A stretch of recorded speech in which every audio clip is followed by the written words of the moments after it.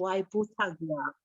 Éternel, notre Dieu, nous te disons merci pour Pasteur Doréus à qui tu as confié cette mission, la mission de partager ta parole, Seigneur, avec tous les peuples. Nous sommes réunis, Seigneur, par la diversité de races, mais unis dans la foi. Nous sommes diversifiés, Seigneur, de noms, de culture, mais nous sommes unis devant ton trône parce que nous sommes tes enfants bien-aimés et chéris en Jésus-Christ. Nous te disons merci pour cette vision et cette mission. Permettre au Dieu d'amour que ceux qui l'entourent soient aussi remplis de ce même esprit et que comme tu as fait pour Moïse dans le désert, Seigneur, et que tu prends l'esprit qui est dans Pasteur Doréus et que, Seigneur, tu mets ce même esprit dans tous ceux qui l'entourent, Seigneur, dans ce ministère, pour que l'œuvre puisse avancer avec puissance pour la gloire de ton Seigneur. Merci pour toutes les personnes qui sont présentes maintenant, Seigneur, qui ont fait le sacrifice pour assister à cette réunion. Daigne les bénir autant de Père. Nous te disons merci également pour tous ceux qui essaient de monter ou de se connecter, mais qui n'arrivent pas. Nous savons que dans ta compassion, Seigneur, tu vas les garder. Tu vas les encourager. Tu vas les garder dans la foi, Seigneur, pour qu'ils ne se découragent pas. Merci pour ce moment que nous allons passer et le pasteur Bruno, Seigneur, qui va nous enseigner. Autant de Père, nous te demandons par le Saint-Esprit de bénir ces paroles que nous allons ouïr. Permets, ô Dieu, que nos cœurs soient préparés comme une bonne terre pour recevoir cette bonne semence, afin que, Seigneur, au moment de la moisson, nos fruits, Seigneur, arrivés à maturité, puissent être recueillis avec joie. Garde-nous dans ton amour, que le Saint-Esprit intercède en notre faveur et qu'il interprète, Seigneur, et cette prière en ta présence. Et qu'en réponse, Seigneur, tu daies jeter sur nous les rosées de bénédiction qui viennent de toi, de ton trône. Nous t'en prions au nom de Jésus-Christ, ton Fils. À lui soit la gloire, la puissance, le sceptre, le trône pour tous les siècles à venir. Amen. Amen. Amen. Amen. Amen. Amen. Merci, Sister Franza. Amen.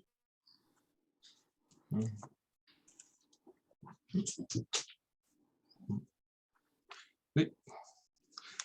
On va lire juste quelques versets en rapport avec le thème de ce soir. Premièrement, dans l'Évangile selon Matthieu, chapitre 5, à partir du verset 13. En fait, le verset 13 plutôt. Alors, vous êtes le sel de la terre, mais si le sel perd sa saveur, avec quoi la lui rendra-t-on? Il ne sert plus qu'à être jeté dehors et foulé aux pieds par les hommes. Et dans Marc,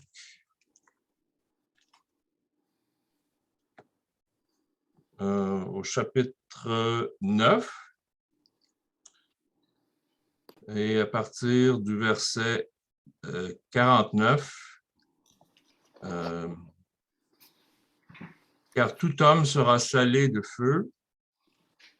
Le sel est une bonne chose, mais si le sel devient sans saveur, avec quoi l'assaisonnerez-vous? Ayez du sel en vous-même et soyez en paix les uns avec les autres. Merci Seigneur pour ta parole. Amen.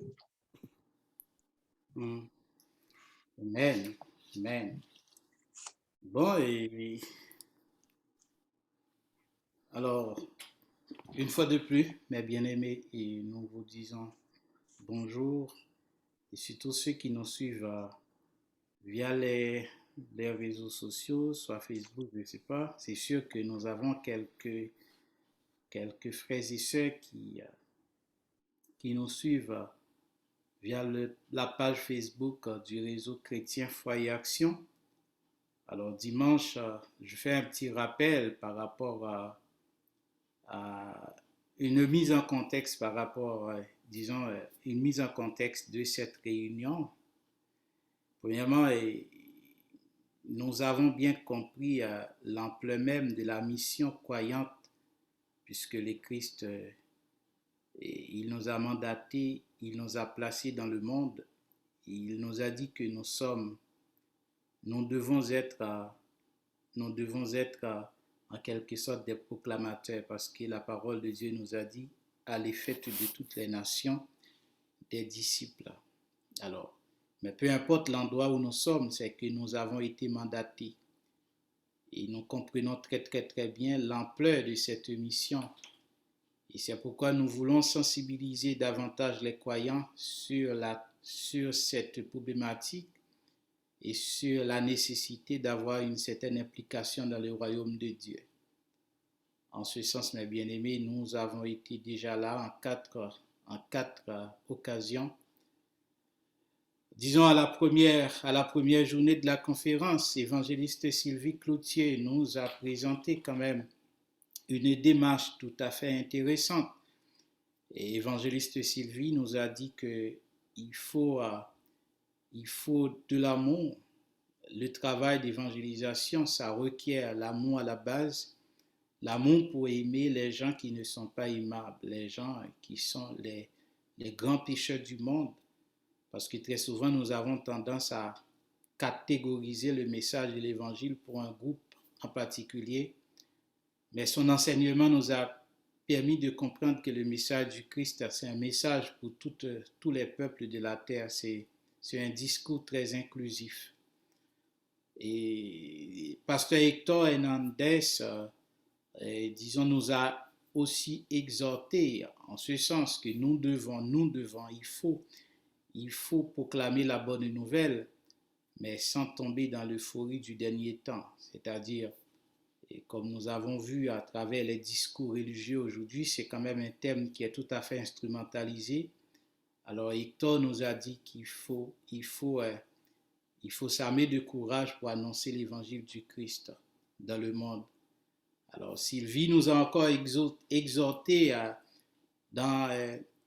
disons dans sa deuxième présentation, que nous a dit clairement que, mes bien-aimés, que nous devons faire attention à la semence. La semence, il faut de la bonne semence.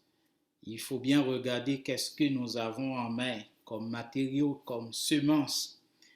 C'était quand même une exhortation qui a été tirée de la parabole des semeurs. Et dimanche dernier, nous avons surtout parlé de la nécessité d'évangéliser la ville. Eh bien, enseignement qui a été tiré du deuxième voyage missionnaire de Paul, eh bien, dans la ville de Philippe. Alors, Paul, il a contourné presque tous les problèmes relatifs au travail de l'évangélisation. Paul n'a pas trouvé une tribune, une chaire, mais quand même, il a partagé la parole au bord de la rivière avec des femmes. Alors, tout ceci pour vous dire, mes bien-aimés, il faut utiliser tous les moyens pour présenter le message de l'Évangile. Aujourd'hui, nous sommes très contents, nous sommes très honorés d'accueillir sur la plateforme du réseau chrétien Foi et Action Pasteur Bruno. Alors, Pasteur Bruno, c'est pas un ami, c'est pas quelqu'un que je connais trop bien, mais une fois, j'ai participé à un Zoom, c'était sur Facebook, un Zoom qui a été retransmis sur Facebook, j'ai participé intégralement. Alors, il avait quand même la charge de partager l'enseignement. Moi, j'ai été très, très, très édifié par son enseignement. On a partagé les contacts, le téléphone ce jour-là, et finalement, il a répondu. Il a répondu positivement à notre invitation. Nous sommes très contents. Il devait être là la semaine dernière. Malheureusement, il a été empêché, mais aujourd'hui, il est là avec nous au sein du réseau chrétien Foi et Action. Salut, Pasteur Bruno. Vous avez la parole. Bonjour, Pasteur Doris. Salutations à tout le monde. C'est vraiment une bénédiction d'être avec vous. Et donc, je te remercie, Pasteur Doris, pour l'invitation. Vous m'entendez bien? Oui, c'est bon? On entend un écho, mais on entend bien. Oui, il y a un écho là. Je ne sais pas pour les autres. Vous êtes toujours... C'est comme ça. Est-ce que ça change? Est-ce que l'écho est toujours là ou c'est moins pire ou non? Ah, c'est toujours un peu là, mais ça va. OK. Désolé, je ne sais pas. On va se faire. Si je me rapproche un peu plus, est-ce qu'il y a moins d'écho? Mais...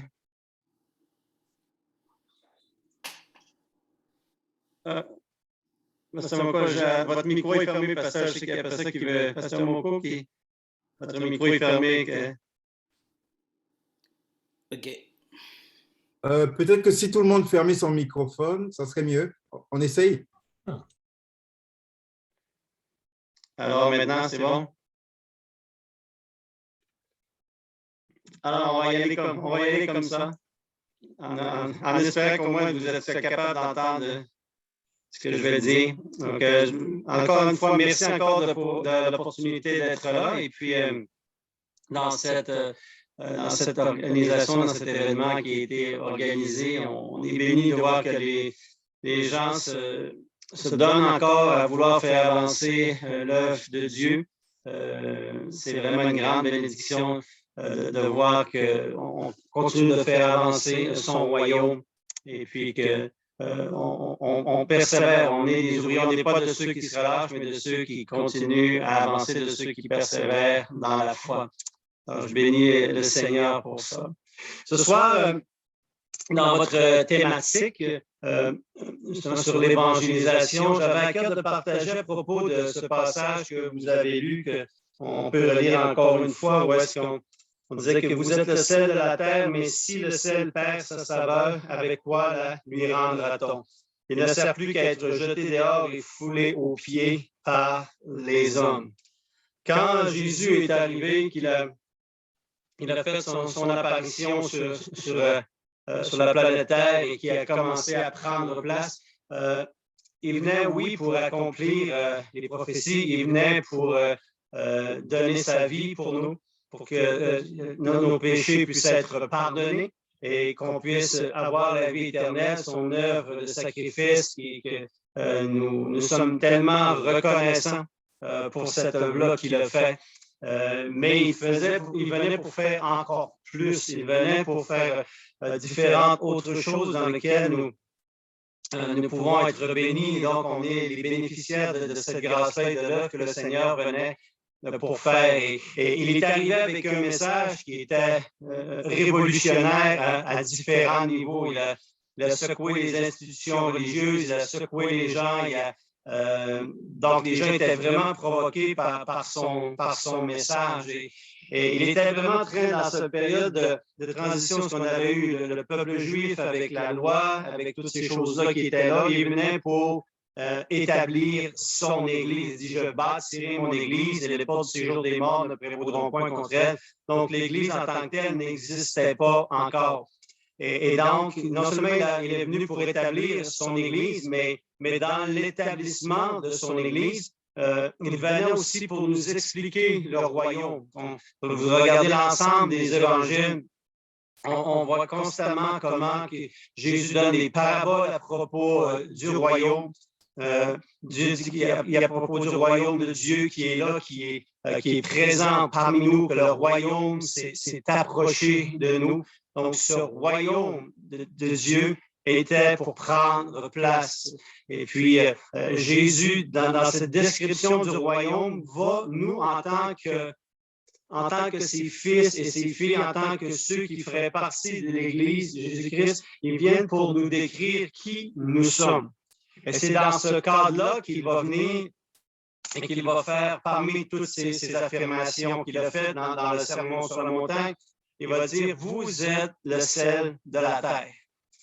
Vous êtes le sel de la terre. Personne n'avait su jusqu'à ce moment-là qu'est-ce qui était le sel et de se faire dire en tant qu'homme, en tant que femme, qui était le sel de la terre, c'était quelque chose qui était complètement nouveau. Et donc, il leur donne ce message-là et il leur dit, vous êtes le sel de la terre, mais si le sel perd sa saveur, avec quoi est-ce qu'on va être capable de lui rendre? Parce que la saveur du sel est vraiment intégrée à ce qu'il est.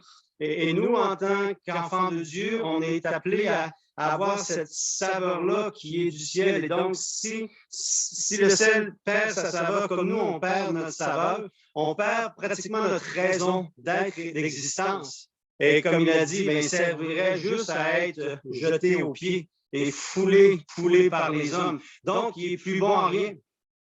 Donc, on ne doit pas perdre notre saveur et on doit savoir qu'en tant que chrétien, on doit, en tant que sel de la terre, ne pas vouloir perdre notre saveur, mais garder la saveur. Garder la saveur que Christ veut qu'on puisse avoir. Et pour être encore plus capable de comprendre, parce que quand le Seigneur utilise une parabole, quand il utilise une image, on doit être capable de comprendre le contexte de cette chose-là et qu'est-ce qu'il voulait dire. Et pour être capable de bien comprendre, il faut comprendre qu'est-ce que le sel fait. Et il y a trois particularités que le sel peut avoir. Il y a trois particularités que le sel peut avoir. Il y a cette particularité d'être capable de conserver les aliments, de conserver les choses. Si vous mettez quelque chose et vous le mettez avec du sel au niveau de la nourriture, il va être capable de se conserver davantage. Et de cette façon-là, nous, en tant que chrétiens, on est là en tant que sel de la terre pour préserver le bien sur la terre. Pour préserver le bien, pour préserver les choses. Et l'Église du Seigneur Jésus-Christ, nous, en tant que croyants, on doit se battre pour nos valeurs. On doit se battre pour les valeurs du royaume de Dieu et pas laisser les courants du monde. Et vous le savez comme moi, si vous êtes simplement écouté les médias ou regardez même au niveau de comment même dans les téléséries et la télévision et dans la culture générale et la musique, comment les choses sont en train de se dégrader et on est de plus en plus proche d'arriver dans les jours où Jésus nous dit on va appeler le mal bien et le bien mal. Et c'est exactement où on est. Mais si les chrétiens, nous restons assis, si nous ne prenons pas notre place pour défendre dans le respect et dans l'amour nos valeurs, le mal va simplement continuer à prendre de plus en plus de place. Et peut-être vous allez dire, oui, mais de toute façon, la parole de Dieu nous prophétise et nous dit qu'il va y avoir des choses terribles, l'apostasie va prendre place, le mal va prendre place de plus en plus dans le monde. Et c'est vrai qu'il y a certaines prophéties qui vont s'accomplir et certaines choses qui vont arriver et qu'on ne peut pas empêcher complètement, que ce soit la venue de l'Antéchrist, toutes sortes de choses comme ça qui sont déclarées, vont arriver et on ne peut pas empêcher ces choses-là d'arriver.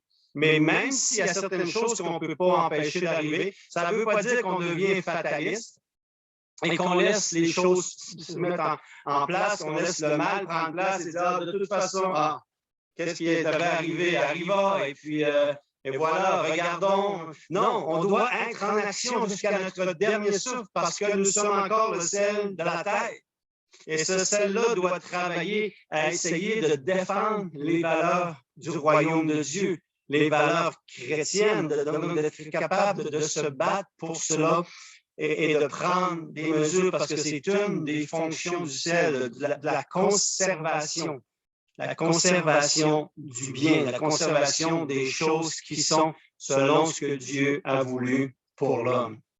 Une deuxième chose la deuxième propriété du sel, non seulement qu'il est pas conservé, mais il pouvait être utilisé comme pas un analgésique, mais un médicament, donc avec des facultés pour guérir. Tu avais une plaie, tu avais l'infection, et oui, ça pouvait permettre de mettre le sel, mais le sel a ce pouvoir-là aussi d'être capable de guérir. Et c'est un des deuxièmes aspects que nous, en tant que sel de la terre, on est là pour être capable d'apporter la guérison dans le cœur des gens. Des gens qui sont brisés, des gens qui sont blessés, des gens qui ont été trahis, des gens qui ont été rejetés. Et nous, ayant expérimenté la consolation de la part de Dieu, on veut consoler les autres. Et nous, ayant expérimenté la délivrance de la part de Dieu, on veut essayer d'apporter la délivrance aux autres. Et nous, ayant été peut-être aux portes du désespoir et peut-être pour certains même aux portes du suicide, on est là qu'on est capable d'apporter la guérison dans le cœur des gens qui sont alentour de nous.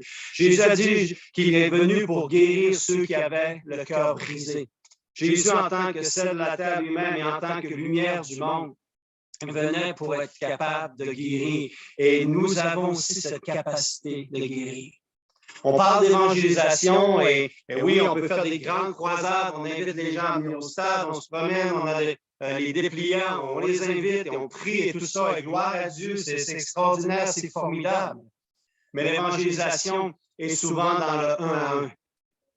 de voir une voisine, de voir un membre de la famille, de voir un collègue de travail qui a besoin de recevoir une guérison dans son cœur, de retrouver l'espoir. J'ai une jeune femme dans mon église qui a passé au travers des années extrêmement difficiles, ayant touché à l'occulte et à différents aspects, avec complètement brisée par la vie. Mais régulièrement, au travers du ministère de mon épouse et même encore au niveau du ministère de l'Église, encore ce matin, avec la parole de Dieu qui guérit. Et en donnant ce sel de guérison, on dit, je suis en train de rebâtir. Son témoignage nous disait ce matin, ma vie est en train de se rebâtir. Les choses sont en train de se remettre en place. C'était tout croche, on m'avait jamais parlé de ces choses-là, de ces valeurs-là, mais c'est en train de me guérir, de me rendre bien, et c'est ce que Jésus veut faire. Alors, voyons-nous en tant que sel de la terre, non seulement pour empêcher que le mal puisse détériorer, le mal puisse prendre plus de place et qu'il y ait une détérioration de la condition. Voyons-nous aussi comme ceux qui peuvent apporter une guérison avec ce que le Seigneur nous donne et où il nous a placés. Peut-être c'est ton voisin, peut-être c'est ta voisine, je ne sais pas. Mais soyons là et allons-y dans la simplicité. Le Seigneur veut nous utiliser dans la simplicité. On n'a pas besoin d'avoir nécessairement, oui, on peut avoir une vision et puis les anges qui apparaissent ou quoi que ce soit, ou un buisson ardent comme Moïse, que c'est spectaculaire, mais vous savez, bien souvent, Dieu opère dans ce qui semble réellement simple, mais qui pourtant a toute une puissance, Ça apporte vraiment une transformation dans le cœur, dans la vie des gens. Troisième propriété au niveau du sel, c'est qu'il apporte aussi de la saveur. Il va donner de la saveur, il va donner du goût. Imaginez ceux qui aiment, est-ce qu'il y a des amateurs de steak qui sont là? Y a-t-il des amateurs de steak? Ah, quelques amateurs de steak. Un bon steak, juste, là, tu le mets, là, pas d'épices, rien, c'est pas bon, hein? Ça prend un bon assaisonnement, ça prend une bonne épice qui va avec et tout, pour être capable de le savourer.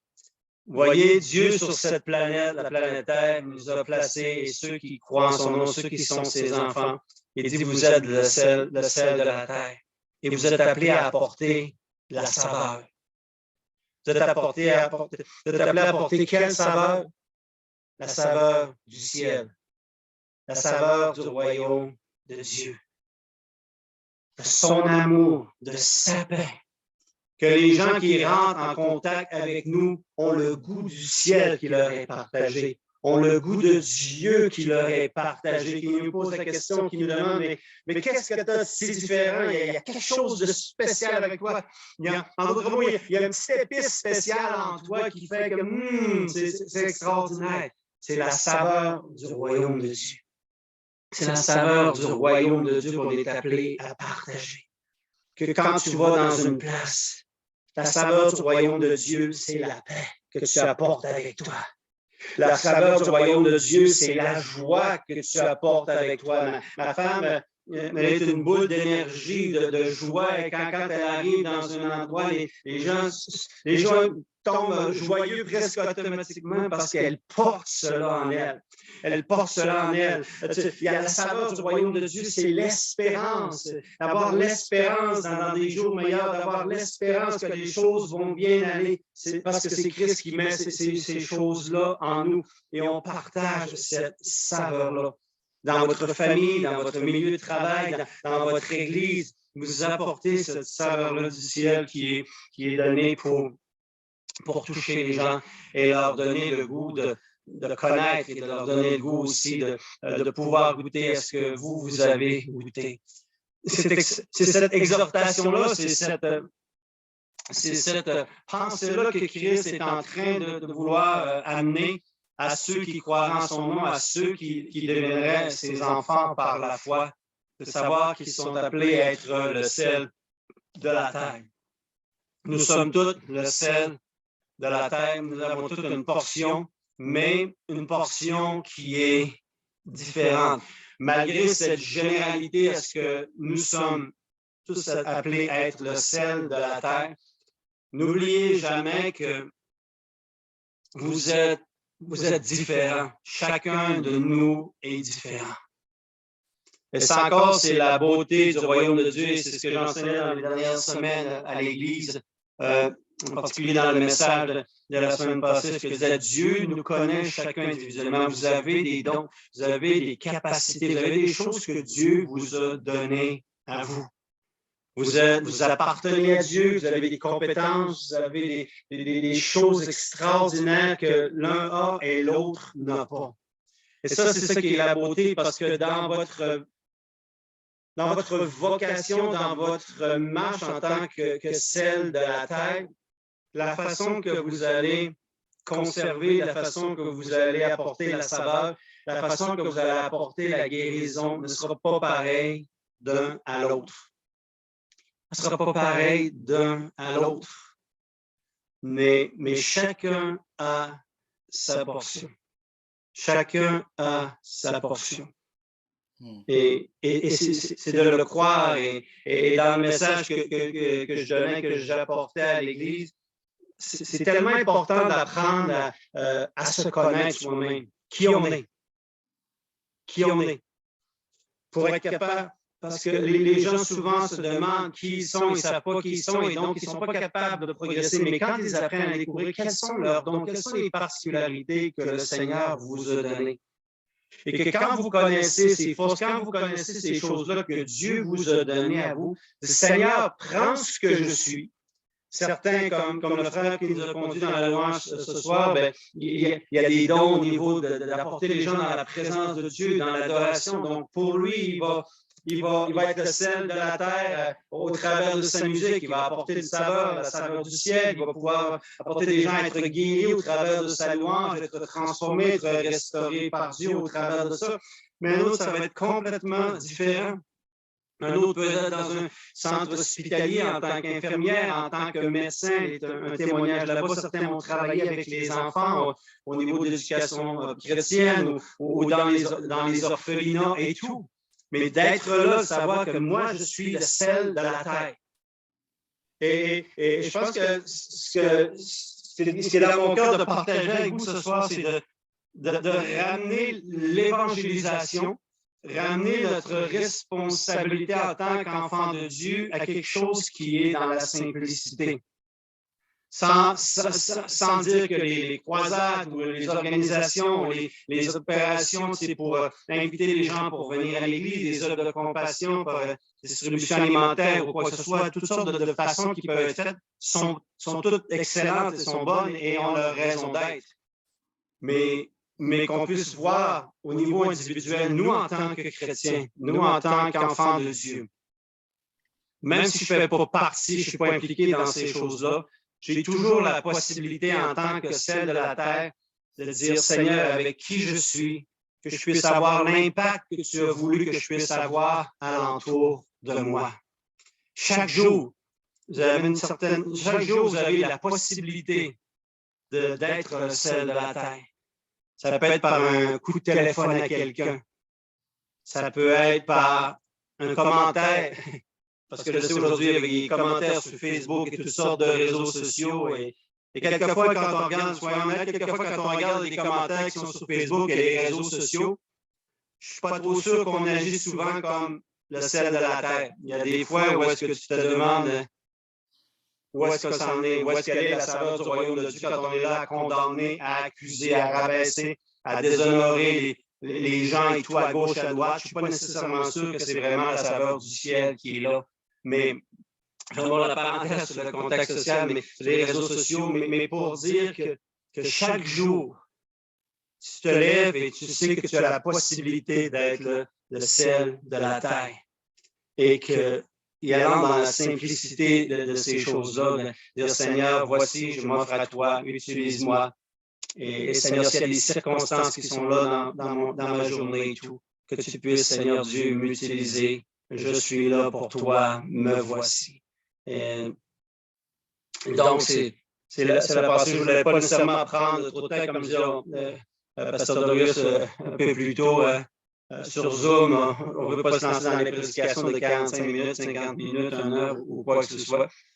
C'est pas pareil comme quand on est en personne, mais mais je voulais au moins prendre ce temps, ces quelques minutes pour vous encourager. Vous dire que vous êtes tous chacun des grains de sel vraiment importants et chaque grain de sel a son importance dans la grande salière du royaume de Dieu pour faire l'œuvre que le Seigneur veut qu'on puisse faire. Alors, soyez bénis avec ça et que Dieu vous utilise là où il vous a placé. Amen. Amen. Amen. Amen.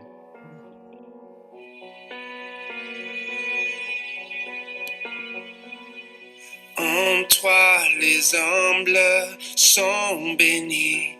En toi, les faibles sont affermis. Les cœurs brisés, tu rétablis. Donnons la vie. Cet amour qui peut libérer. Cet amour qui peut restaurer nous appelle par notre nom. Tu nous appelles par notre nom.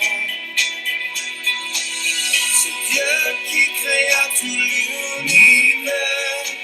C'est Dieu qui va mourir au calvaire. Nous appelle par notre nom. Tu nous appelles par notre nom.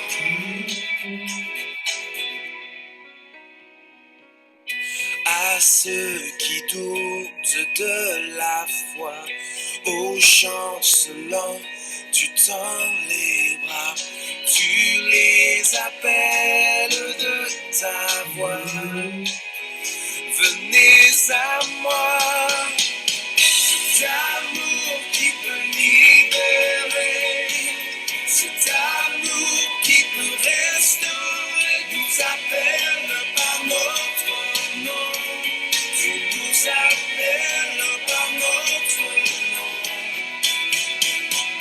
C'est Dieu qui créa tout l'univers. C'est Dieu qui va mourir au calvaire. Nous appelle par notre nom. Tu nous appelles par notre nom.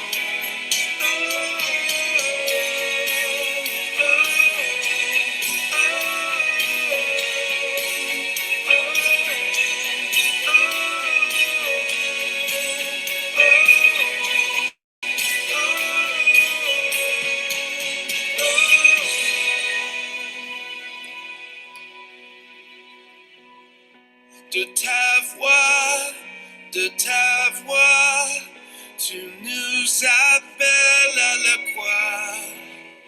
De ta voix, tu nous appelles à la croix.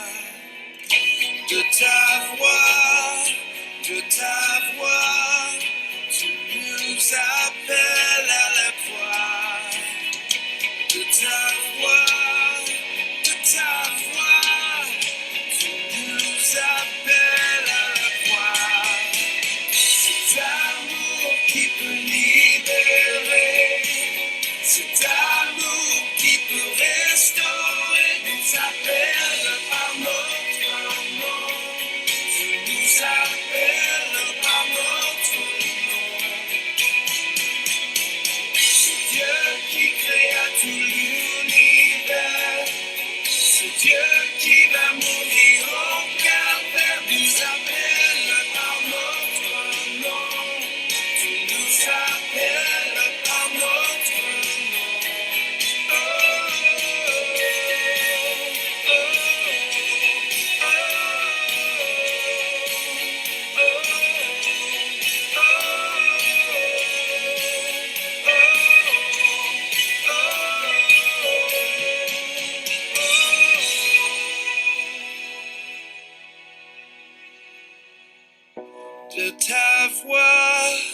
de ta voix, tu nous appelles à la croix. De ta voix, tu nous appelles à la croix.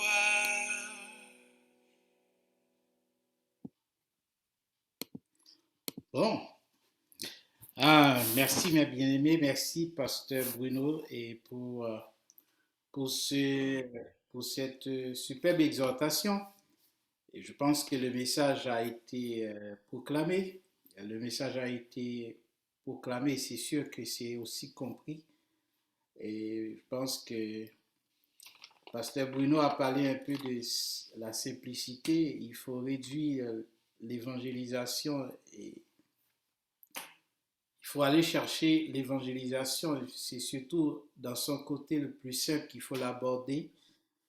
Je pense aussi que son message a été très simple dans le sens qu'il nous a présenté l'essentiel par rapport à ce que nous devons savoir à cette question, à cette thématique qui nous dit que nous sommes le sel de la terre, nous sommes la lumière du monde. Et alors, l'exhortation a plusieurs portées pour nous et comme à travers son deuxième point où il a parlé des vertus thérapeutiques et du sel, je pense que ça c'est quelque chose qui vient nous chercher à certain niveau, c'est que nous sommes placés pour apporter, nous sommes là pour apporter la guérison, comme Jésus l'a si bien dit. Et au milieu de nous, nous avons véritablement des gens souffrants. Je pense que ça, c'est quand même une dimension et ça a suscité quand même une approche tout à fait liée à l'accompagnement spirituel. L'évangélisation, c'est pas de gros sit-ins, c'est pas juste placer, dire on va faire quelque chose de phénoménal à Montréal, ou bien en Côte d'Ivoire, ou bien en Haïti, ou bien aux États-Unis, à New York. Mais l'évangélisation, c'est aussi accompagner l'autre, accompagner le voisin, accompagner notre ami à l'université, à l'école, accompagner celui qui fait face à des défis de tous les jours. Bon, à mon avis, quand même, ça nous rejoint véritablement puisque nous ne sommes pas vraiment une grosse machine, c'est un petit groupe. Ça veut dire, je pense que ce point, ça doit quand même nous intéresser. Nous sommes le sel de la terre. Nous sommes là pour donner le temps, donner le goût à ce monde qui a perdu véritablement tout son sens moral, son sens éthique. Alors, ce monde, c'est un monde dépravé. Alors, nous sommes là pour donner ou bien pour redonner au monde, eh bien, le goût. Alors, je vous dis merci, Pasteur Bruno, et c'est sûr que les gens qui participent à ce temps, ils ont entendu le message. Si vous avez une question, un commentaire par rapport à la présentation de Pasteur Bruno, alors vous êtes libre, comme c'est à l'accoutumée, c'est à chaque dimanche. Il y a toujours un temps de discussion après la communication. Alors, présentement, c'est votre tour. Si vous avez un commentaire, une question, mais disons, c'est toujours dans le but d'approfondir le message.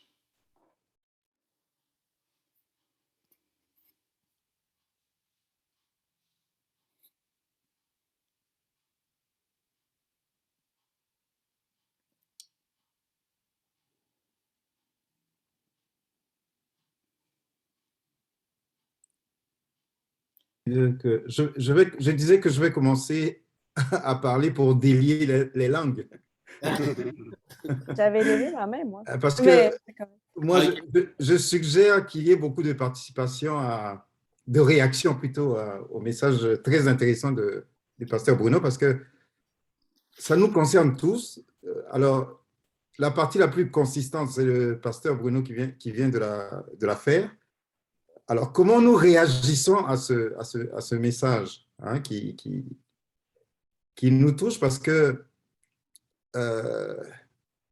selon moi, aucun de nous ne dira que je ne suis pas concerné par ce message. D'abord, alors moi, je me jette, je me lance, et puis je vais essayer de ne pas être long pour que chacun de nous puisse réagir et apporter un complément ou une argumentation à ce que nous venons d'entendre. Alors, moi, je pense que ce message est fondamental parce que le Seigneur nous dit que nous devons être le sel de la terre. Et c'est comme une prière que je veux formuler, hein, parce que pour être le sel de la terre, le Seigneur dit quelque part dans Corinthiens, 2 Corinthiens quelque part, il dit que la Bible dit que si un seul est mort, tous sont morts, afin qu'on ne vive plus pour soi-même, mais pour celui qui est mort et ressuscité pour nous. Alors, moi, ça c'est une prière que je formule, c'est une prière même à mon endroit, à moi personnel, hein, parce que ça paraît déconnecté un peu de ce que nous venons d'écouter, mais ça a un rapport important. Jean-Baptiste dit à un moment donné, là, il dit qu'il faut que lui, quand les disciples disent, mais les disciples ne viennent plus à toi, mais ils vont maintenant à Jésus. Il dit, il faut que je diminue et que lui, il croisse. Vous comprenez?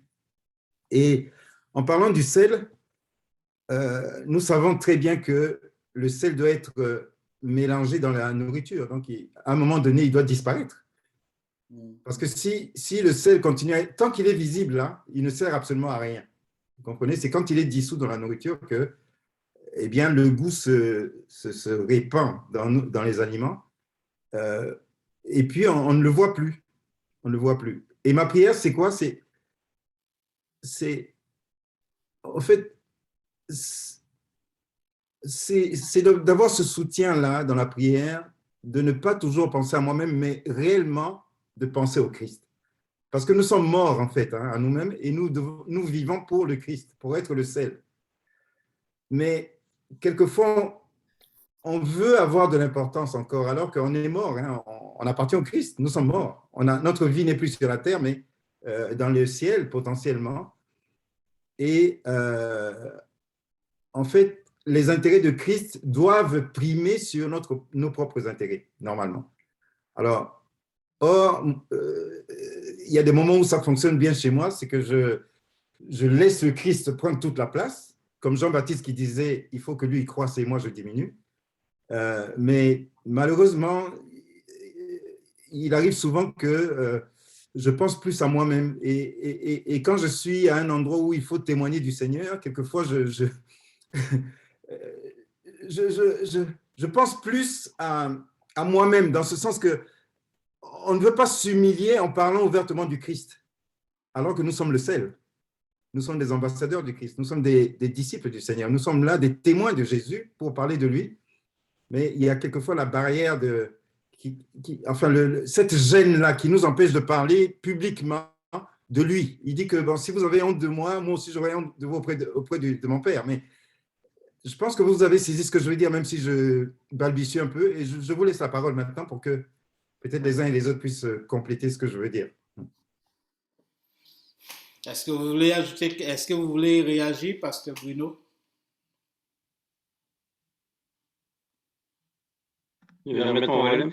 Écoute, non, c'est excellent. Je trouve que c'est des points vraiment comme pertinents. J'aime beaucoup l'aspect que vous avez dit, que justement, que le sel doit comme disparaître pour trouver comme pour vraiment que la saveur soit répandue alentour d'eux. Et donc, c'est quand on semble disparaître pour laisser apparaître le Christ, là, que vraiment la pleine saveur du royaume peut vraiment se manifester encore davantage.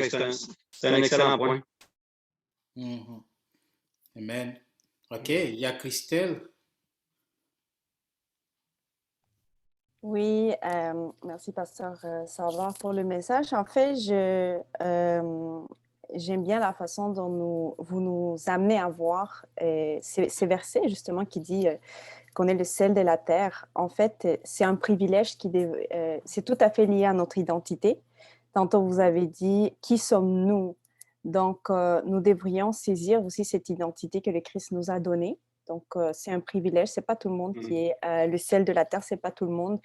Tout comme ce n'est pas tout le monde qui est la lumière, qui sont des lumières dans le monde. Ce sont des enfants de Dieu. Tout le monde peut l'être parce que s'ils viennent à Christ, Christ ne fait pas de discrimination. Il veut que toute personne soit le sel de la terre et la lumière du monde. Donc, vraiment, moi, je l'ai plutôt compris de cette façon-là. C'est une identité que nous devons porter et une fois que saisir, assumer. Et une fois que nous allons assumer cette identité, je crois que le reste va venir un peu plus rapidement. Le fruit de cette identité, tout comme notre frère Moko il vient de dire, justement, on va pouvoir évangéliser ou parler parce qu'on va vouloir partager ces goûts que Dieu a mis en nous. Moi, j'ai un petit témoignage justement avec ma voisine. Tantôt, vous avez dit ça se passe avec tout le monde. Et j'ai une voisine, elle est juste en face de moi.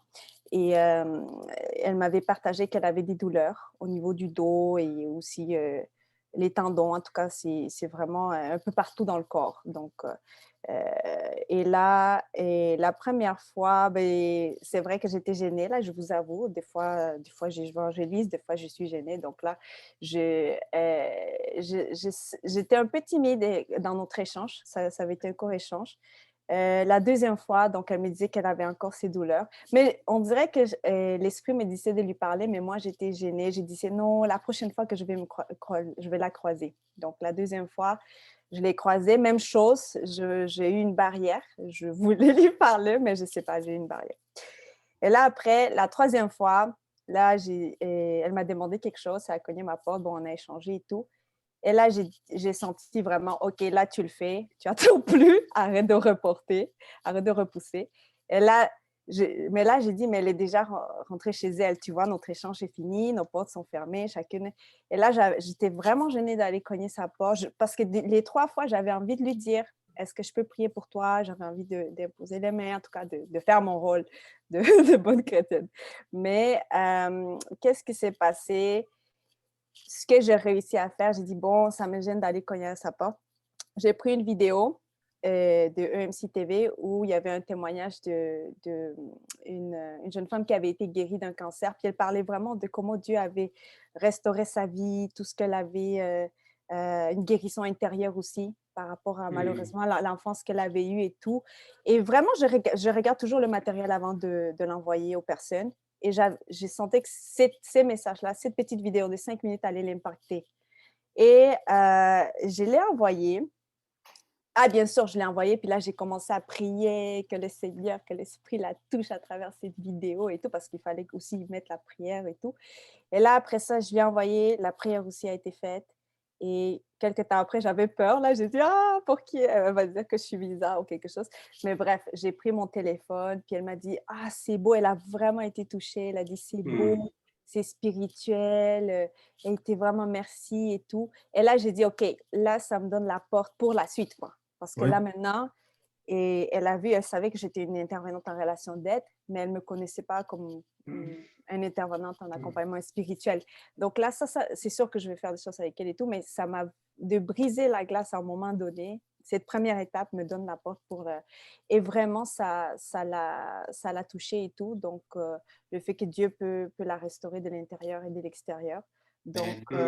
Donc, voilà, c'est vraiment une petite vidéo parfaite pour elle que j'ai pris. Et c'est ça aussi, être le sel de la terre avec les différents moyens, hein, des fois. Mais j'aime bien ça parce que c'est l'identité. C'est nous qui avons le goût et nous pouvons aussi le partager. Comme vous avez dit, nous avons expérimenté cette saveur. Et il y en a d'autres qui en ont besoin. Il y a plein de personnes qui souffrent autour de nous. Donc, c'est aussi de pouvoir leur permettre d'expérimenter cette saveur à travers nous, à travers comment le Seigneur nous utilise. Amen. Amen, gloire à Dieu. C'est vraiment super. J'honore ton courage d'avoir osé le faire. Et puis, juste te rassurer, probablement à 98% des chrétiens font face au même défi d'être obligés de prendre leur courage pour témoigner ou pour partager. Des fois, on pense que c'est juste nous qui avons le même combat, mais il y a une majorité de chrétiens qu'on se retrouve un peu à la même chose, mais d'avoir peur, c'est d'avoir peur de faire certaines choses. J'ai entendu un exemple qu'un joueur d'hockey avait donné, il dit, quand j'allais dans le coin, je savais que j'allais me faire frapper là-bas. J'avais peur que j'allais me faire frapper, mais j'allais quand même parce que j'ai jamais laissé la peur, la crainte m'empêcher d'éventuellement faire les choses. Fait qu'on puisse aller puis de vraiment faire ce qu'on a fait. Et j'ai beaucoup aimé ton point sur l'identité que tu as relié avec l'identité. Franchement, c'est vraiment ça parce que souvent, on dit l'évangélisation, c'est l'affaire des pasteurs, c'est l'affaire des évangélistes surtout. Amen. Mais nous, non. Mais Jésus, quand il a dit vous êtes le sel de la terre, il n'a pas dit juste aux évangélistes, aux pasteurs, aux prophètes, aux apôtres, aux enseignants. Il a dit aux enfants de Dieu, donc qui étaient le sel de la terre. Donc, ça responsabilise l'ensemble du corps de chacun dans leur milieu d'être le sel de la terre. Amen.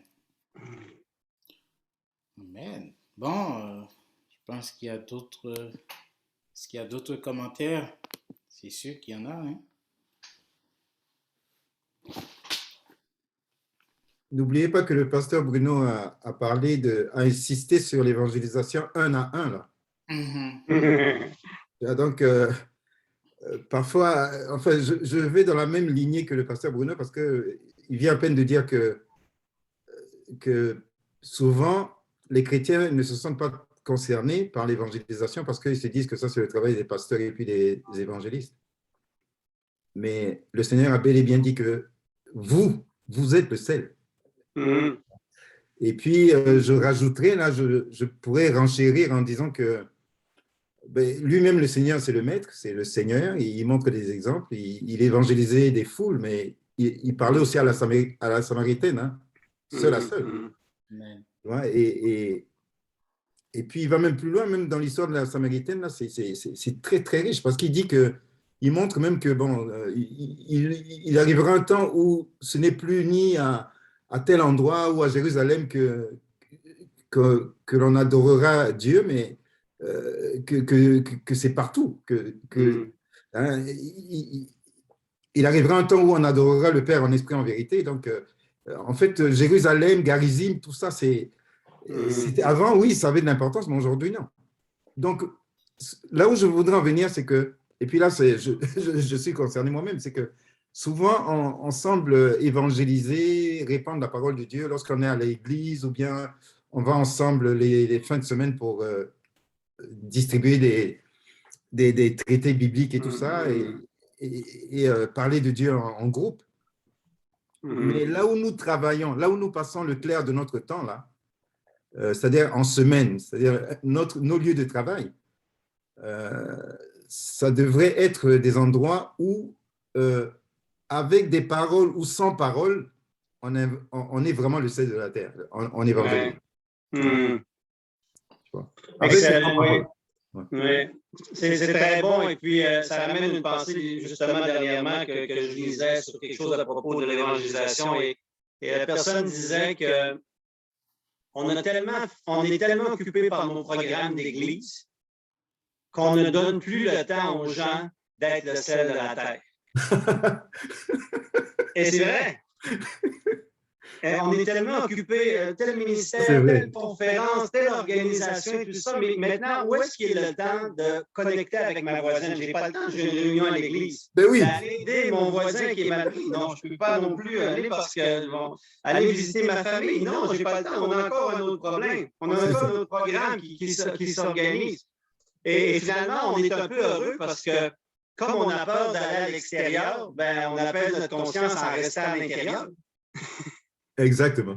Et on reste dans ce confort-là. Alors que si on dit, OK, on va diminuer nos programmes pour donner du temps pour aller le sel de la terre, pour aller impacter les gens, créer une relation, une amitié avec eux, un lien de confiance, et puis arriver à les rejoindre. Quand quelqu'un, moi, quitte l'Église, il dit, moi, je veux quitter l'Église, je trouve que l'Église ne grandit pas. J'ai tendance à lui poser la question, oui, mais quand est-ce que tu as apporté quelqu'un à l'Église? Ben voilà. Parce qu'elle ne peut pas grandir si les chrétiens n'invitent pas les gens à l'Église. C'est que les chrétiens sont confinés. Hein? Oui. Voilà, ça c'est une autre histoire. Le confinement, ça nous a compliqué les choses. Non, mais on peut aller à l'extérieur, même en temps de confinement. Oui. OK. Et puis la guérison aussi, c'est important. La guérison, c'est pendant qu'on évangélise un à un que l'on peut apporter cette dimension pastorale là, hein, pour justement donner des issues aux problèmes des gens, parce que les gens ont des problèmes. Hein. Ils en ont beaucoup. Il y a beaucoup de problèmes de santé mentale. Il y a une sœur, là, la sœur Christelle, hein, qui parlait d'accompagnement spirituel. Mais aujourd'hui, il y a carrément une pandémie de maladies mentales, de problèmes de maladies mentales, de santé mentale. De santé mentale. Tant chez les enfants que chez les adultes. Hein. Mais c'est bien dit, c'est qu'il faut voir dans quelle mesure nous pouvons déplacer le concept, c'est-à-dire donner une autre charge à la conception même de l'évangélisation. Parce que souvent dans nos églises, il y a des clichés. Chaque fois que nous parlons d'évangélisation, nous voyons du grand voyage. Il faut beaucoup d'argent, il faut mobiliser des fonds, mobiliser les croyants pour trouver des fonds nécessaires pour aller il faut quitter le Canada pour aller en Afrique, aller en mission. C'est à ce niveau qu'on parlait d'évangélisation. Disons, notre réunion là, ça quand même, c'est comme si ça nous aide mieux à recentrer le concept. L'évangélisation, c'est là où nous sommes, dans nos milieux de travail. Ben, c'est quand même, pour moi, c'est toute une révolution. Hein. Absolument. Ça prend tout un travail d'éducation chrétienne. Ça veut dire pour aider les croyants à comprendre que l'évangélisation, c'est pas ces affaires-là. Mais pas juste les croyants, nous-mêmes en tant que leaders, on a un défi aussi. Parce qu'on a organisé depuis des années l'Église alentour de nos programmes et alentour du service du dimanche matin. Oui. Alors, si on regarde l'Église primitive, c'était pas comme ça que les choses étaient organisées. Il y avait une synergie dans la communion fraternelle, dans la connexion et d'aller et de rejoindre les gens à l'extérieur.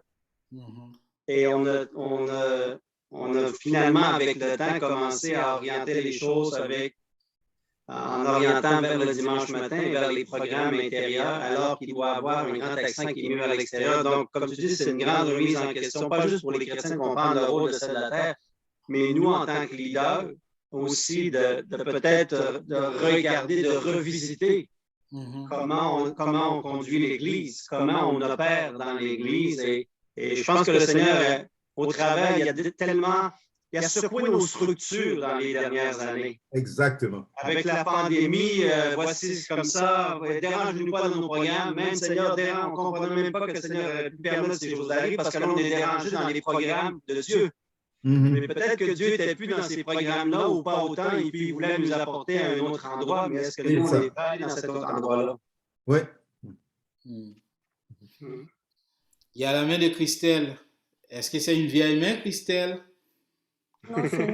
Non, c'est une nouvelle main. C'est une nouvelle. En passant, j'ai levé ma main, j'étais la première, mais on ne m'a pas vue. Mais c'est correct, Pasteur Boko, vous avez quand même intervenu tantôt. Oui, ce que je voulais dire, c'était...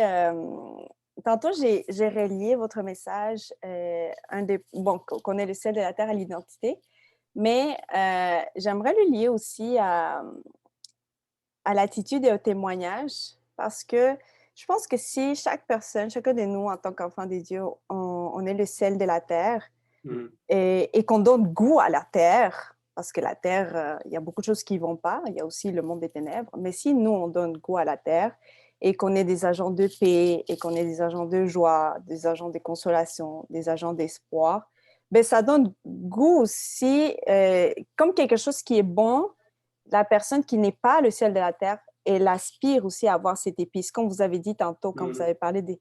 Donc, ça goûte bon, ça a l'air bon, et ça peut attirer aussi la personne à vouloir justement le goût de Dieu que vous avez dit tantôt. Donc, que les gens aient le goût de Dieu. Mais pour ça, pour être nous-mêmes ces graines de sel avec de la saveur, donc, c'est important aussi d'être en communion avec Dieu. Parce que si on est un chrétien qui est bon, on peut déprimer, on est tous des humains là, à un certain moment, mais si tout le long, on est des chrétiens négatifs, tout au long de l'année, on est des chrétiens qu'on se fait vraiment... En fait, il n'y a pas beaucoup de différence entre nous et peut-être quelqu'un qui est dans le monde avec la façon dont nous vivons les épreuves et tout, et qu'on est tout le temps un chrétien découragé. Tout le long de l'année, on peut avoir des moments, des saisons et tout, mais je veux dire, si c'est constant et tout, ben, on n'est même pas en train d'être le sel de la terre.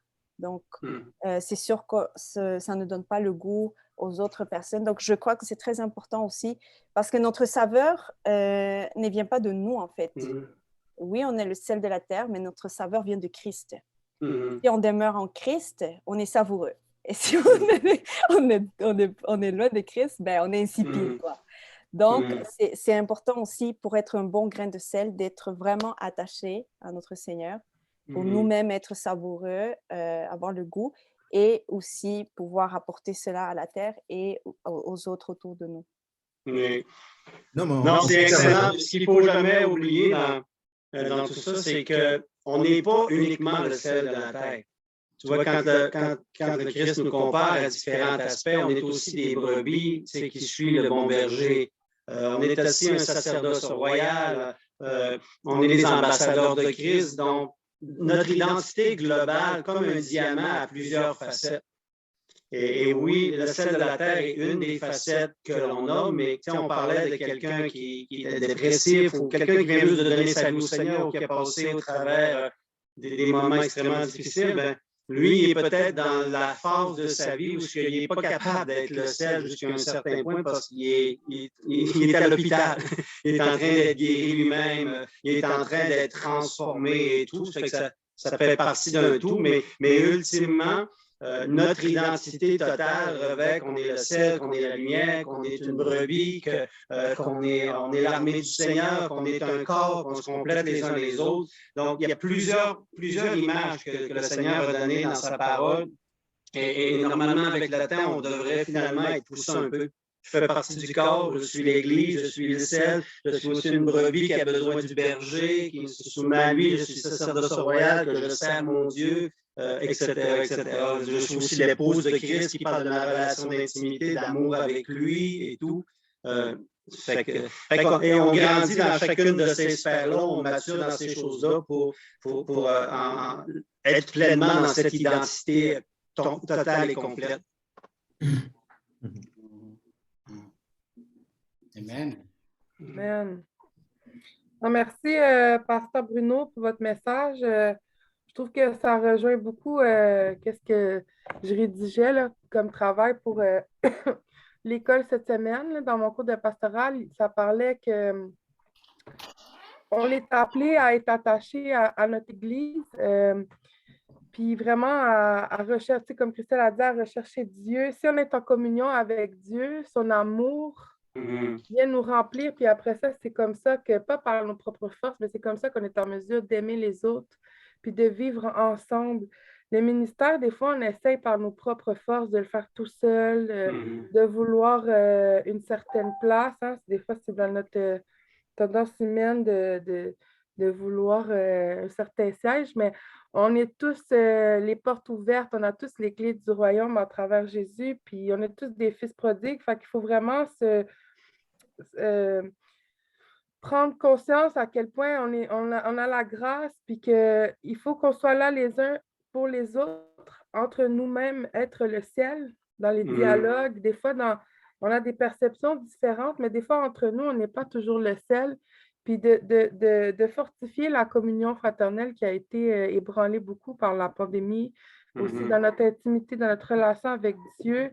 Mais je pense que ça peut impacter les gens. Parce que là, présentement, je trouve qu'il y a beaucoup de mauvais témoignages en tant que chrétien dans nos églises. Il y a eu beaucoup de divisions, mais tu sais, de retrouver cet assaisonnement-là en nous, ce goût du royaume, cette unité en Christ, cet amour.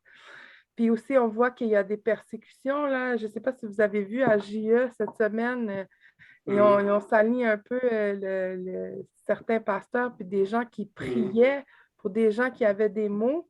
Puis ben, je pense que ces gens-là étaient un peu le sel de la terre, malgré que JE a voulu les salir. Ça va sûrement éveiller une curiosité, mais on prie, on est là pour briller la lumière du Christ, puis il ne faut pas avoir peur. Souvent, la peur dilue le sel, puis il faut vraiment, c'est pas tout seul qu'on peut servir, c'est ensemble. C'est pas juste le dimanche qu'on doit être impliqué dans l'Église, c'est en dehors des murs de l'Église. On est l'Église, on a notre Église locale dans laquelle on doit être fortifié, mais aussi, c'est ça, c'est ensemble qu'on doit faire le ministère, puis Si on n'est pas unis, si on ne considère pas l'autre égal à nous, on est tous pécheurs, on a tous accès au royaume, il n'y a pas de meilleur siège, là. Des fois, j'ai l'impression qu'on dilue entre nous le sel parce qu'on cherche une position. Puis tantôt, vous avez parlé qu'en tant que pasteur, tu sais, le Seigneur est venu ébranler les structures. Je pense que oui, parce qu'il y a beaucoup de pasteurs qui sont comme toute la responsabilité pèse sur ses épaules. Et si le pasteur part après ça, ben c'est comme si l'Église est déboussolée, mais c'est une Église qui devient un peu handicapée. Après, on a besoin que les pasteurs montrent aux brebis à se soutenir les unes les autres, à s'encourager pour après ça, quoi qu'il advienne, si le pasteur quitte, ben, l'Église est forte, l'Église est puissante pour aller dans le monde, pour assaisonner. Donc, en tout cas, moi, j'ai beaucoup aimé votre message. Le sel conserve, le sel guérit, le sel assaisonne, puis ça m'encourage à chercher la saveur en Dieu pour assaisonner ce monde fade. Merci, Pasteur Bruno. Ça, c'est vrai. Le sel permet de conserver les bonnes habitudes que Dieu veut voir en nous. Conserver. Parce qu'aujourd'hui, hein, vraiment, la dépravation des mœurs, c'est à un degré incroyable. On appelle le mal bien et le bien mal. C'est vrai, ça. Et comme tu disais, dans l'unité, c'est tellement important parce qu'un grain de sel, ça ne fait pas grand-chose. C'est très limité dans son action. C'est ça. Mais quand les grains de sel sont ensemble, là, ils te ramassent avec un bloc de sel, ils viennent tellement les uns avec les autres et tout, là, tu vas être capable de faire quelque chose de spécial. J'avais une image, mais là, je vais valider parce que souvent, avec un bloc de sel, ils nourrissaient un cheval, mais ça, c'est un peu triste. Donc, on est capable d'apporter vraiment la nourriture là, quand on s'unit ensemble. Amen. Ah, mais c'est très enrichissant, hein? Est-ce qu'il y a une dernière réaction ou bien un commentaire, une question par rapport à l'enseignement du pasteur Bruno? Est-ce qu'il y a quelque...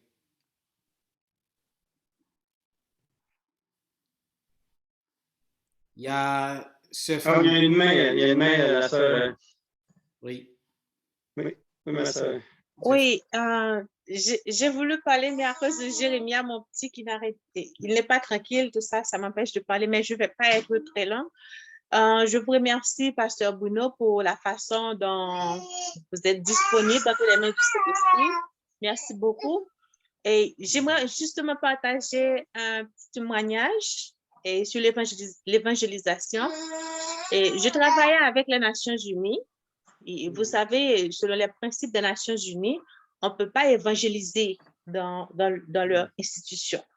Donc, c'était la mission des Nations Unies pour la stabilisation en Haïti. Il y avait un collègue dans mon bureau et à chaque fois que cette personne rentre dans mon bureau, il y a quelque chose de moi qui me dit de lui parler de Jésus. Mais j'ai toujours eu un retenu. Je n'arrive pas à parler parce qu'on est dans les bureaux des Nations Unies, on ne sait pas ce qui va arriver. C'est comme ici, quand on est dans le métro ou dans le bus, on aimerait bien parler à quelqu'un, mais on ne sait pas si la personne va appeler la police, qu'est-ce qui va arriver. Et ce que le Saint-Esprit m'a aidé à faire, j'ai acheté une Bible. J'ai écrit une lettre. Et parlant de l'amour du Père, c'est-à-dire Dieu, pour les hommes.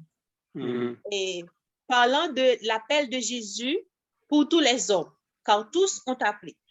Et tous sont appelés. Donc, j'ai expliqué en quelques lignes l'amour incommensurable de Dieu, la chute de l'homme, les provisions de Dieu, et sur une très longue période pour arriver à Jésus-Christ et le sacrifice de son Fils Jésus pour nous, et pourquoi Jésus était mort.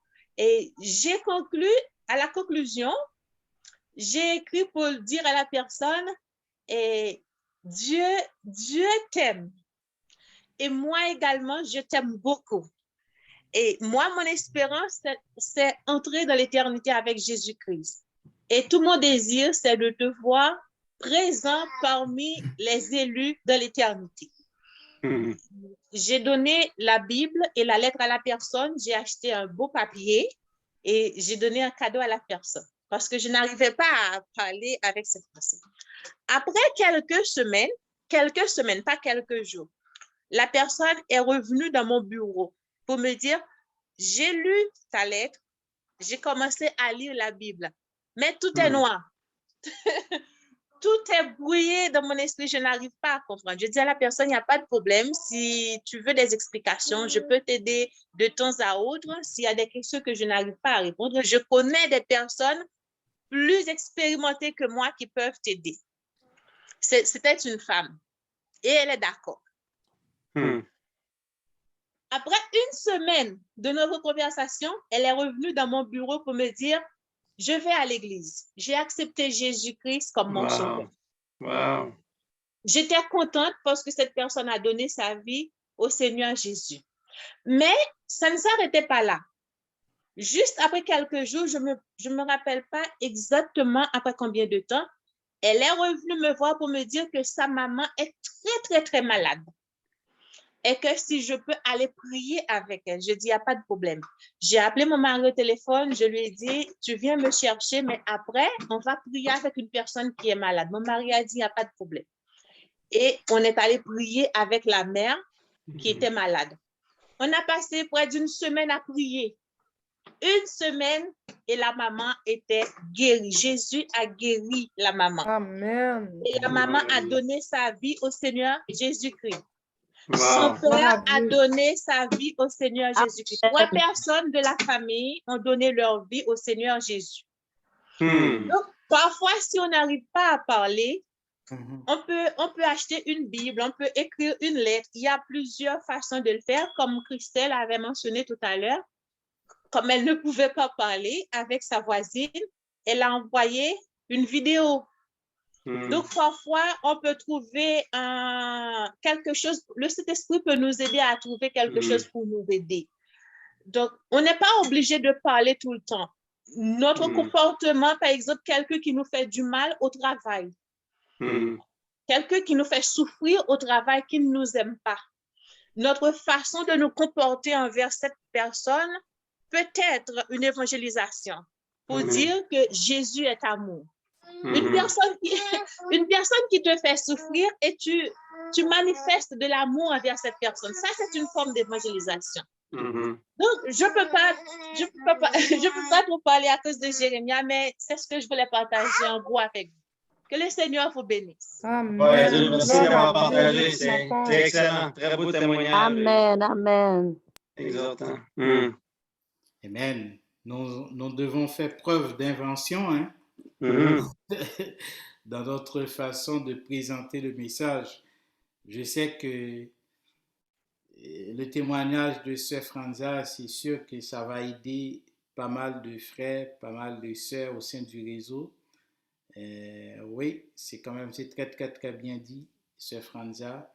Il faut utiliser, il faut penser, il faut être inventif. Il ne faut pas toujours être prêt à répéter le même train-train. Ça veut dire, oui, on y va en mission. C'est pas ça. Il faut faire preuve d'invention dans notre façon de présenter le message de l'Évangile. Alors, c'est un bon témoignage, Amen. Et oui, je pense que c'était la dernière personne à pouvoir prendre la parole, disons, en termes de commentaires. Est-ce qu'avant de rejoindre Christelle... La sœur Christelle a la main levée. Là. Christelle? Oui. C'est une nouvelle main. Oui. Ah oui, c'est exactement, c'est une nouvelle main. Moi, un peu comme notre sœur vient de le dire, il y a différentes façons. Je crois, j'ai beaucoup aimé la phrase de pasteur Bruno Savard à la fin de son message, qui était, je cite, « Chaque jour, c'est une possibilité d'être le sel de la terre ». Je pense qu'effectivement, nous avons chaque jour des personnes qu'on côtoie, que ce soit nos voisins, que ce soit à l'épicerie, peu importe où on va. Et je crois aussi que, je ne sais pas si au Québec on dit cette expression, mais nous devons des fois nous faire violence dans le sens que le Saint-Esprit veut des fois qu'on le fasse, Mais nous, des fois, on a des réticences. Et je pense que dans l'exemple dont je vous ai parlé tantôt avec ma voisine, il faut arriver à se confronter soi-même et dire j'y vais quand même, tu vois. J'y vais, il le faut, j'écoute, j'obéis au Saint-Esprit, je me soumets au Saint-Esprit et la personne a besoin. Je crois que c'est les deux qui font en sorte qu'on va passer à l'action. L'obéissance au Saint-Esprit et aussi le besoin de la personne, que ce soit des guérisons ou que ce soit de peu importe ce qu'elle traverse. Et juste pour vous dire, justement, il y a quelques semaines, j'étais en train de penser à ça et je me disais, mais c'est vrai, on a tellement d'occasions. Puis si tout le monde, chacun de nous, des grains de sel, on ferait ça, là, chaque jour, quelqu'un, mettons, tu prends un taxi, tu prends un Uber ou peu importe. Vraiment, je pense que toute la Terre serait déjà évangélisée si chacun de nous, on ferait notre responsabilité, notre mandat d'évangélisation, peu importe la façon. Et juste pour donner un autre petit témoignage aussi, par exemple, j'ai une fois par année, comme vous savez, on doit renouveler le bail de l'appartement. Donc, il y a Martin, qui est le gestionnaire d'immeuble, que je vois une fois par an. Parce que c'est vraiment à telle période que là, il va envoyer les documents si on veut renouveler le bail ou pas. Et j'ai dit, cette année, je vais saisir cette occasion. Et quand je suis allée le voir pour le rendez-vous dans les bureaux pour lui discuter de ça, je lui ai amené justement un pamphlet de la lettre d'amour du Père. Et c'est drôle parce que c'est comme si l'Esprit m'avait guidée à lui donner ces pamphlets, parce que j'en ai d'autres, mais c'était celui-là que j'ai senti que je devais lui donner. Et après qu'on a échangé tous les deux des choses qu'on devait échanger, j'ai dit, tu sais, je te vois, j'étais gênée encore, hein, mais j'ai dit, tu sais, comme je te vois une fois par année, à la toute fin de la rencontre, comme ça, je peux me sauver, là, tu sais, je donne puis je cours. Non, mais j'ai dit, tu sais, j'ai dit, ah oui, quand on parlait dans l'échange, il m'a parlé aussi de ses enfants, parce qu'il a des enfants, donc et tout, j'ai vu un peu son rôle de père, et là, j'ai compris pourquoi l'Esprit m'avait donné le pamphlet, comment Dieu était compère envers nous. Et c'est là que j'ai compris pourquoi il fallait lui donner ces pamphlets-là. Et quand il me parlait, oui, mon fils, il est au cégep, il est bien occupé, parce que des fois, son fils fait aussi la tondeuse, des travaux ici dans les immeubles. Et là, à la fin de notre rencontre, j'ai dit, tu sais, Martin, j'ai dit, comme je te vois une fois par année, j'ai un petit cadeau pour toi. J'ai pris le pamphlet, puis j'ai dit, voilà. Puis là, j'ai dit, quand tu auras un petit temps, tu le liras. Il m'a dit, oh, merci, c'est gentil. Et après, j'ai dit, OK, bonne journée. Puis là, je suis partie. Puis là, bien sûr, j'ai prié aussi, là, que le Saint-Esprit le touche à travers le pamphlet que j'ai laissé. Donc, c'est vraiment ça. C'était une occasion, là, je ne le vois pas tout le temps. Et quand tu te rends compte aussi, des fois, ça se peut que tu ne verras plus cette personne-là. Quelque chose peut arriver. Si on pense vraiment dans le spirituel, aux destinations éternelles et tout ça, tu te dis, mais j'ai pas, j'aurais pu saisir l'occasion, tu vois. On a raté Disons, hein, pardon. C'est comme si on a raté la cible. Oui, mais tu sais pas, imagine que demain, il a un accident de voiture. Personne n'est garanti sur la Terre. Hein. Tout le monde peut partir à n'importe quel moment. Donc, c'est ça. Et toi, tu n'as pas saisi cette occasion de lui parler. Donc, quand on pense aussi aux répercussions que ça pourrait avoir. Donc, c'est ça. Je crois qu'il faut saisir les opportunités. Amen, amen, amen. Bon, c'est pratiquement la bonne fin. Hein? C'est la fin de notre réunion, mais Frère Oulaye est là, Frère Oulaye est là. Frère Oulaye, est-ce que tu nous entends bien? C'est l'anniversaire de Frère Oulaye aujourd'hui. Ah oui, c'est l'anniversaire de Frère Oulaye. Yes. Nous souhaitons joyeux anniversaire à notre frère Oulaye qui est à Amsouko en Côte d'Ivoire. Frère Oulaye, est-ce que tu nous reçois bien? Ben, il fait très très tard là-bas. Peut-être frère Oulaye, il dort, je ne sais pas. Ok, ben, en tout cas, j'espère qu'il va nous retrouver. Peut-être qu'il pourrait chanter pour nous avant de boucler la réunion. Mais entre-temps, je vous dis merci, mes bien-aimés, c'était quand même un bon temps dans la présence de Dieu. Mais nous allons faire un petit résumé de la soirée avec Christelle. Christelle, Oui, je crois que quelque part, on a fait un peu le résumé avec les participations de nos frères et sœurs. Mais vraiment, je crois que si je peux prendre des highlights, vraiment des choses clés qu'on pourrait retenir du message, c'est que Pasteur Savard a commencé en disant aussi que Jésus est venu établir son royaume. Donc, et nous, en tant que graines de sel, nous sommes supposés de continuer cette œuvre-là, de établir son royaume. Jésus était, quand il disait le royaume est proche, c'est parce que c'était lui le royaume. Mais ce n'est plus lui, mais c'est chacun de nous, hein. Chacun de nous, on est une petite portion du ciel. Donc, c'est aussi dans ce sens qu'on est appelé à être le sel de la terre. Nous sommes un petit morceau du ciel ici sur la terre. Et de cela aussi, on retire notre saveur.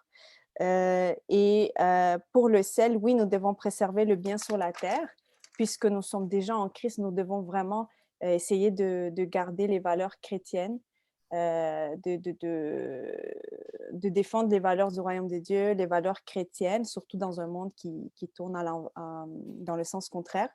Le sel aussi, en tant que sel de la terre, apporter la guérison. Donc, nous sommes comme Jésus le faisait, tu vois, la guérison intérieure et aussi la guérison du corps et tout ça. Donc, nous sommes appelés aussi à être ces sels et aussi apporter le goût, être une épice des bonnes odeurs aussi, un parfum de bonne odeur, comme Paul le disait, dans la terre, et vraiment amener à travers dans cette épice, il y a des ingrédients, il y a l'amour, la paix, l'espérance de Dieu, que plusieurs personnes ont besoin de aussi avoir accès. Donc, nous sommes là pour ça. Et voilà. Donc, c'est un peu ça. Alors, soyons le sel de la terre. Amen. Amen. Amen.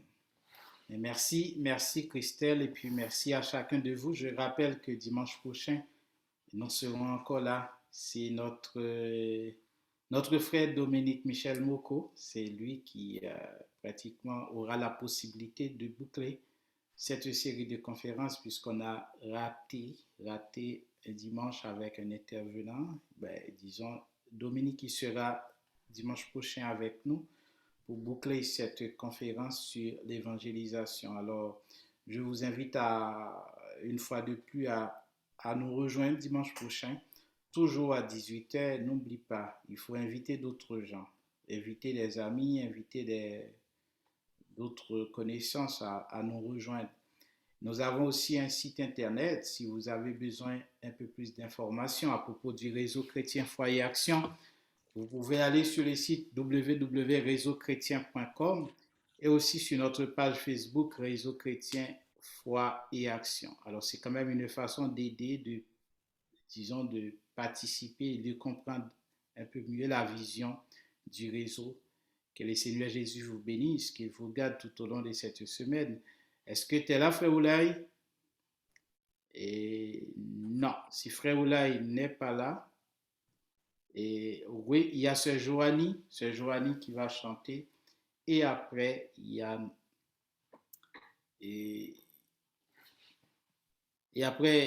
Dominique fera pour nous la prière finale. Sœur Joanie. OK, je vais mettre un chant là. Je ne sais pas si je mets ma musique, est-ce que ça va chanter en même temps? Il faut essayer. OK, on va essayer. Ça ne sera pas long. OK. Est-ce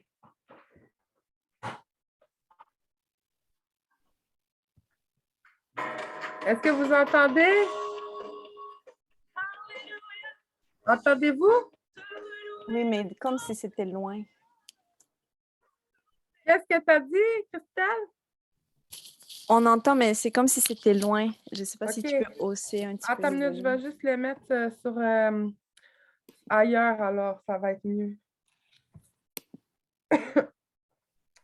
Merci de votre patience. Oui, Sœur Joanie, tu es co-animateur présentement. Je pense que ça doit aller mieux, là, Ah oui, ça va aller mieux? à mon avis. OK. Vous entendez? Mon Dieu! pour tous ses bienfaits. C'est bon. Je veux chanter et le louer, peu importe ce que je vis, le ressuscité vit en moi.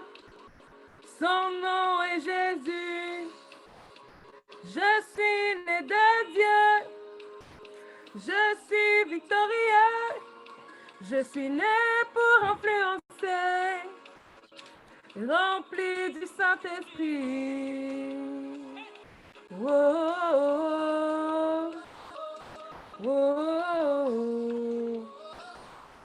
oh, oh.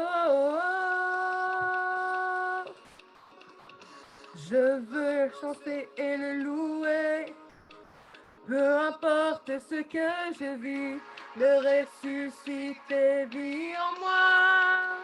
Son nom est Jésus. Je suis né de Dieu.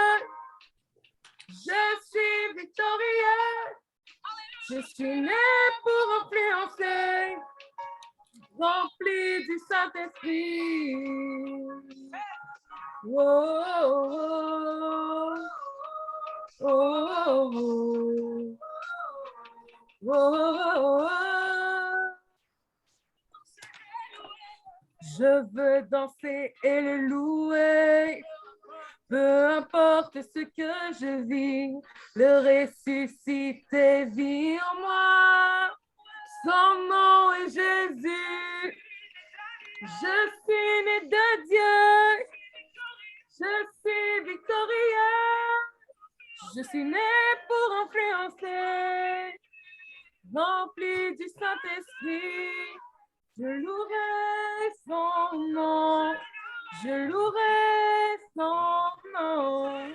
Je louerai son nom. Je suis un conquérant. Oh, oh. Je louerai son nom.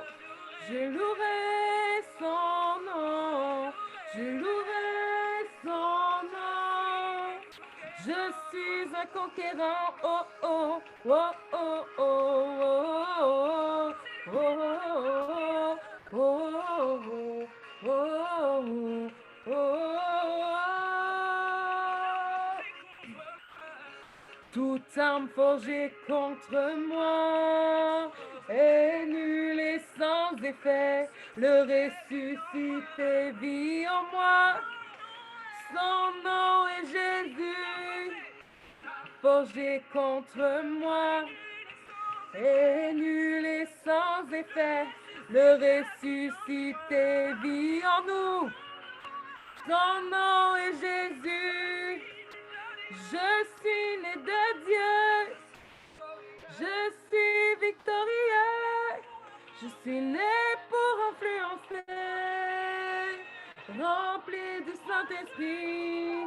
Je louerai son nom. Je louerai son nom. Je louerai son nom. Je suis un conquérant. Oh, oh, oh, oh, oh, oh, oh, oh, oh, oh, oh, oh. Je suis un conquérant, je suis un conquérant, je suis un conquérant. Je suis un conquérant. Je suis un conquérant. Né pour influencer, né pour influencer. On est le sel de la terre. Né pour influencer, né pour influencer, né pour influencer. Non, né de Dieu, je suis né de Dieu. Victorieux, je suis victorieux. Victorieux, je suis victorieux. Je louerai son nom. Je louerai son nom. Je louerai son nom, quelles que soient les circonstances. Je suis un conquérant, son nom, je louerai son nom, son nom. Je louerai son nom, Je suis un conquérant. Oh, oh, oh, oh, oh, oh, oh, oh, oh, oh, oh, je suis un conquérant. Oh, oh, oh, oh, oh, oh, oh, oh, oh. Je suis un conquérant, je suis un conquérant, je suis un conquérant, je suis un conquérant. Nous sommes des conquérants, le sel du royaume, nous sommes des conquérants. Je louerai son nom pour influencer, né pour influencer, né pour influencer, né pour influencer. Je louerai son nom, je louerai son nom, je louerai son nom, Jésus, nous sommes tes conquérants, je louerai ton nom, Seigneur Jésus, nous louerons ton nom, nous serons le sel de la terre pour le royaume de Dieu. Wow, wow, wow, wow. Nous sommes des conquérants. Oh, oh, oh, oh, oh, allez. Oh, oh, oh, oh, oh, oh, oh. Nous sommes des conquérants. Alléluia. Alléluia. Alléluia. Alléluia. Alléluia, mon ami. Nous mon allons frère, ma prier sœur. avec, nous allons prier avec Dominique. Dominique va prier aussi pour nous, pour Nadège. Nadège, ses enfants, ils ont la côte vide. Nous allons prier pour la restauration de la santé des enfants de Nadège. Prions avec Dominique. Seigneur, nous te disons merci pour le bénéfice que procure la communion fraternelle. Le fait, Seigneur, d'être ensemble, Seigneur.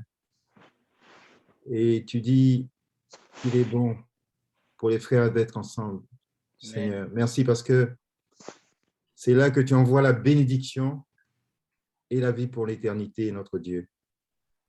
C'est lorsqu'on se regroupe ensemble autour de ta merveilleuse personne que tu nous fortifies, que tu nous pardonnes, Seigneur, que tu nous encourages, notre Dieu. Et c'est une occasion précieuse, Seigneur, pour prier les uns pour les autres. Nous prions, Seigneur, pour Nadège et ses enfants, Seigneur, qui sont atteints de la COVID, pour que tu les soignes, tu les guérisses, pour que, Seigneur, ils se sentent mieux, ils reprennent leur force, Seigneur, rapidement et puissent, Seigneur, recouvrer la santé rapidement, grâce à toi, notre Dieu. Père, nous te disons merci pour cette exhortation à être le sel et nous voyons que là, c'est une interpellation que tu nous fais pour que nous aspirions, Seigneur, à être vraiment le sel, à ne pas perdre, Seigneur, notre saveur de chrétien, de sel de la terre, d'ambassadeur, notre Dieu. Et nous te prions pour que, Seigneur, nous ne soyons pas comme ceux qui ont perdu toute saveur, Seigneur, notre Dieu. Et aide-nous, Seigneur, à retrouver rapidement cette saveur en lisant ta parole, Seigneur, davantage, en te contemplant davantage, notre Dieu. Parce que c'est toi, Seigneur, qui redonne la saveur lorsque celle-ci a disparu de nos vies. Ou lorsque, Seigneur, nos vies sont ternes, Seigneur. Toi, tu peux, Seigneur, nous raffermir, notre Dieu. Et nous voulons maintenant, Seigneur, nous oublier et nous concentrer sur toi, sur ta merveilleuse personne, Seigneur. Nous voulons nous rappeler que tu es l'agneau de Dieu qui ôte le péché du monde. Nous voulons nous rappeler, Seigneur Jésus, que c'est en toi que nous avons tout pleinement. Nous voulons nous rappeler que c'est toi qui baptises de l'Esprit de Dieu et qui, Seigneur, est le vrai souverain sacrificateur dont le sacerdoce est permanent, non transmissible, parce que tu n'es pas comme les nombreux sacrificateurs qui ont existé en grand nombre à cause que la mort les empêchait, Seigneur, d'être permanents. Mais toi qui détiens le sacerdoce non transmissible, Amen. Seigneur, nous te contemplons parce que tu es saint, parce que tu es différent de l'être humain, parce que tu n'as jamais péché, Seigneur. Tu es saint, innocent, sans tache, séparé des pécheurs, plus élevé que les cieux. Seigneur, c'est justement d'un tel Seigneur et Sauveur dont nous avions besoin. Et nous te disons merci pour ta vie, Seigneur, que tu nous as donnée, Seigneur. Et cette vie que nous pouvons nous approprier, Seigneur, pour être juste devant Dieu. Merci pour ton sang qui nous lave, qui nous purifie. Et merci parce que, Seigneur, ces moments précieux que tu nous as accordés nous remplit de force, d'énergie et d'envie, Seigneur, d'être vraiment le sel tout au long de la semaine. Et aide-nous, Seigneur, à t'aimer, Seigneur, et à haïr le mal sous toutes ses formes, Seigneur, et à nous blottir contre toi, Seigneur, de toute notre âme, de tout notre esprit, de toutes nos forces. Car c'est d'une telle manière que tu voudrais que nous t'aimions, notre Dieu.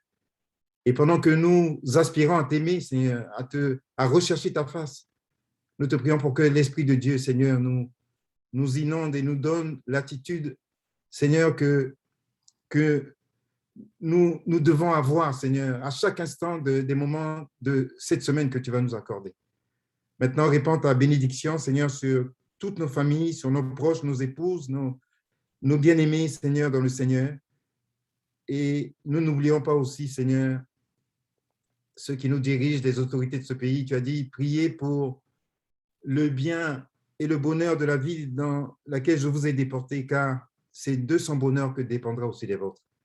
Et nous te prions, Seigneur, pour tous ceux que tu as élevés en dignité dans ce pays, les premiers ministres du Canada, du Québec et des autres provinces, et tous ceux, Seigneur, que tu as élevés en dignité pour que tu permettes que la parole de Dieu les atteigne et qu'ils ne vivent pas, Seigneur, en retrait de toi. Maintenant, sois loué, béni, Seigneur, toute l'œuvre, Seigneur, que tu nous donnes d'accomplir pendant toute cette semaine. Au nom du Seigneur Jésus-Christ. Amen. Amen. Amen. Merci, mes bien-aimés. Je vous dis merci. On vous attend à la semaine prochaine, dimanche prochain. Que Dieu vous bénisse, que Dieu vous garde. Ouais, toi aussi, que Dieu nous garde, nous fortifie. Pasteur Bruno. Merci à vous tous. Bonne soirée. Merci. Oui, merci pour l'invitation. Bonne semaine. Merci, frères et sœurs. Je vous aime. Soyez bénis. Que l'amour du Seigneur inonde nos cœurs et nos vies. Amen. Amen. Bonne nuit. Bye, Franza. Bye, mon amour Cello. Ouais, Bye, bye.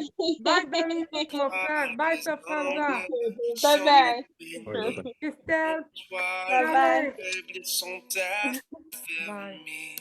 Les cœurs brisés, tu rétablis. Donnant la vie, cet amour qui peut libérer, cet amour qui peut restaurer, nous appelle par notre nom. Tu nous appelles par notre nom. C'est Dieu qui créa tout l'univers. C'est Dieu qui va mourir au calvaire. Nous appelle par notre nom. Tu nous appelles par notre nom.